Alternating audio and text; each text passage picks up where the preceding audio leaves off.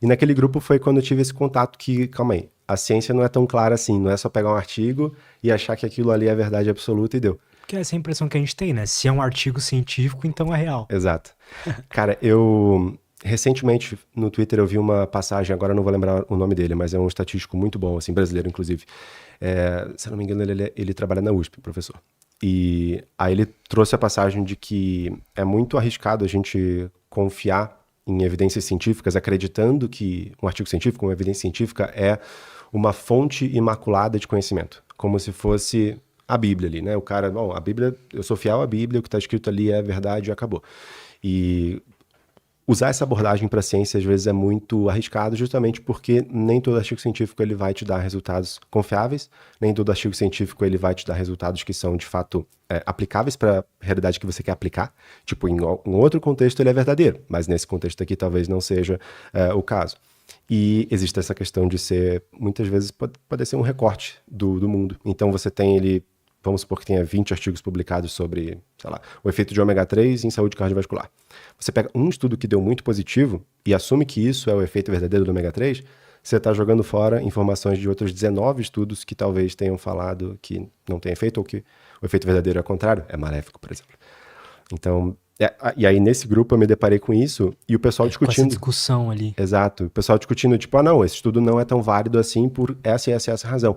E as pessoas tinham opiniões conflitantes sobre o mesmo estudo e com argumentos que, para mim, um mero estudante ali, primeiro ano de graduação, eram muito sólidos. Tipo, eles usavam termos metodológicos, usavam uma linha de argumentação que parecia sólida. E eu não conseguia entender. Tipo, em quem que eu vou confiar? Vou confiar no cara que está dizendo que esse estudo mostrou sim que quanto mais volume de treino, melhor a hipertrofia? Ou esse outro cara que está falando que esse estudo não comprova isso porque ele tem o viés XYZ? Tipo, eu falei, eu não consigo confiar nesse estudo, nem nesses caras aqui, porque eu não sei sobre o que eles estão falando. Todo mundo parece que está falando uma coisa confiável, não sei em quem confiar. A conclusão deles é oposta.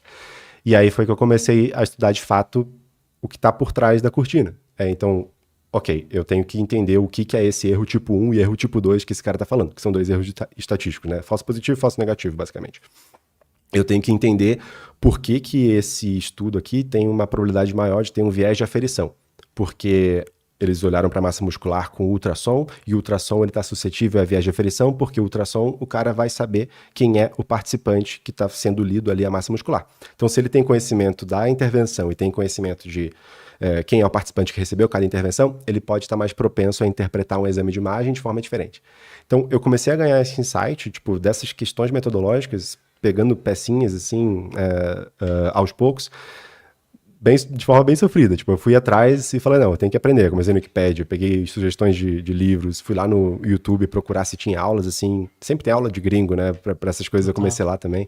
Então, aí depois eu fui encontrando livros mais interessantes, mais completos, artigos científicos. Tipo, tem muito artigo que fala sobre metodologia, sobre estatística, que ensina, tipo, de forma muito didática, inclusive, porque é uma dificuldade da área da saúde.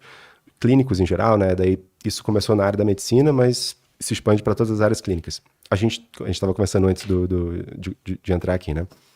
A gente não tem tempo para ficar estudando, se aprofundando em metodologia, em ciência. Muitas vezes a gente tem pouco tempo para ler os artigos mais recentes da área para saber se a nossa conduta de fato está adequada. Imagina analisar criticamente. Então, o clínico tem uma dificuldade muito grande de ter uma carga horária muito grande, não só de trabalho, mas de estudo, que é específico. Tipo, você tem que ter expertise do negócio especificamente. O emergencista, ele não pode ficar lá o dia inteiro lendo artigo científico, não tem como.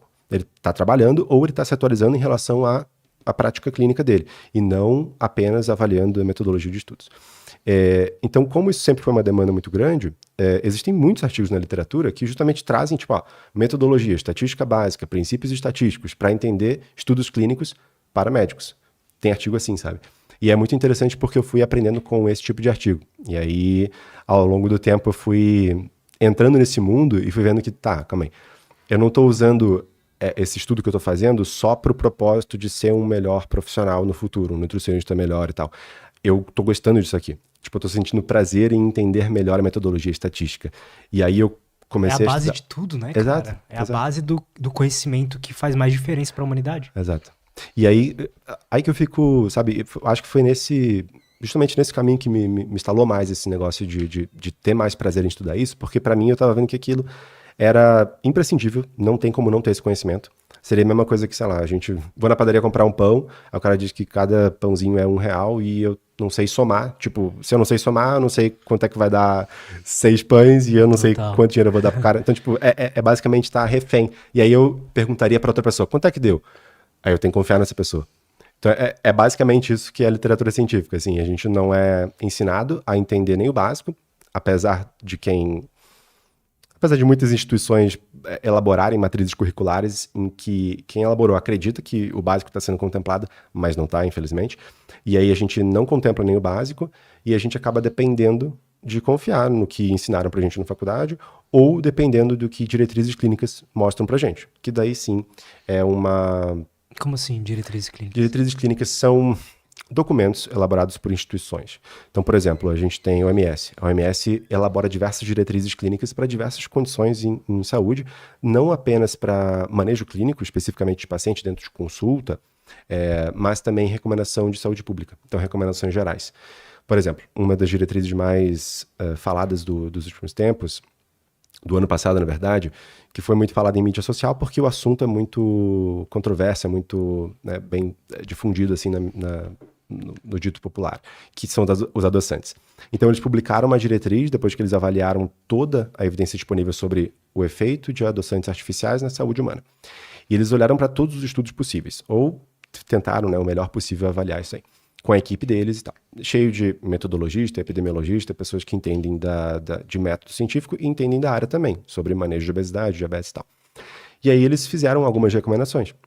Só que, o que eles fizeram? Eles fizeram uma revisão sistemática. Então, o primeiro passo, acho que dando um passo atrás, né? O que é uma diretriz clínica? Uma diretriz clínica, ela vai ser um documento que geralmente é feito por instituições como a OMS, Ministério da Saúde, por exemplo, ou, sei lá, Sociedade Brasileira de Cardiologia, Sociedade Europeia de Nutrição. Essas instituições fazem diretrizes, ou podem fazer. E aí, esse pessoal reúne um monte de especialista, e aí vai ter que ter especialista que entende muito da prática clínica, especialista que entende muito também da metodologia. Então tem que ter gente que são as partes envolvidas que a gente chama, né? Em inglês, geralmente nos guidelines, nas diretrizes, vão chamar de stakeholders. E aí você tem que envolver especialista na área, especialista em metodologia, envolver paciente. É muito importante envolver pacientes ou grupos de pacientes. E aí você consegue avaliar qual é a perspectiva das pessoas, da sociedade. Então, isso pode ser um problema? Tipo, existirem essas diretrizes controladas por uma instituição ali que a gente vai sempre confiar. Elas já erraram, por exemplo? Claro. Muitas vezes. A grande maioria Aí eu vou dar um dado que não é muito animador. Eu sempre venho com notícias chatas, né? Tipo, nada presta, nada funciona. A maioria das diretrizes clínicas, elas são muito ruins. Tipo assim, elas não atingem nem o básico que a gente chegaria para dizer que essa diretriz clínica foi bem conduzida. Mas por quê, né? Pois é. Assim como um trabalho científico qualquer, uma diretriz clínica, ela também tem um processo que ela tem que ser... um processo pelo qual ela passa para ser desenvolvida. Então, esse processo, ele vai desenvolver diversas etapas. Por exemplo, essa questão de chamar diversas partes envolvidas, especialista em método, especialista no assunto, pacientes ou grupos que representam pacientes, para pegar valores e perspectivas do paciente em si, para inserir nesse processo, é uma etapa dos 15, mais ou menos, são 15 mais ou menos itens importantes do desenvolvimento de uma diretriz clínica, dentro da área da saúde, pelo menos, tá? Isso é uma das etapas, é você envolver todas as partes interessadas e partes importantes para o desenvolvimento de uma diretriz. Muitas diretrizes não fazem isso. Tipo, só envolve especialistas no assunto. Nem chama nenhum metodologista, não chama gente que entende de fato dos artigos científicos, não chamam pacientes para pegar a perspectiva deles. E então ele já perdeu um ponto. Porque né, no sentido de abranger o máximo de perspectivas diferentes para fazer suas recomendações clínicas, que é o produto final de uma diretriz clínica, você errou nisso, você pecou nisso. Uma outra etapa importante de uma diretriz clínica é você olhar toda a literatura disponível. Lembra que eu falei que só um artigo nunca vai ser suficiente, você tem que olhar para todos que estão disponíveis. E como que você faz para encontrar todos que estão disponíveis? Fazendo uma revisão sistemática da literatura.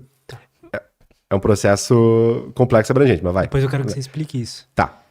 O que é uma revisão sistemática? Perfeito. Vou explicar. Vamos continuar só a parte da diretriz e depois a gente volta na revisão. Sim.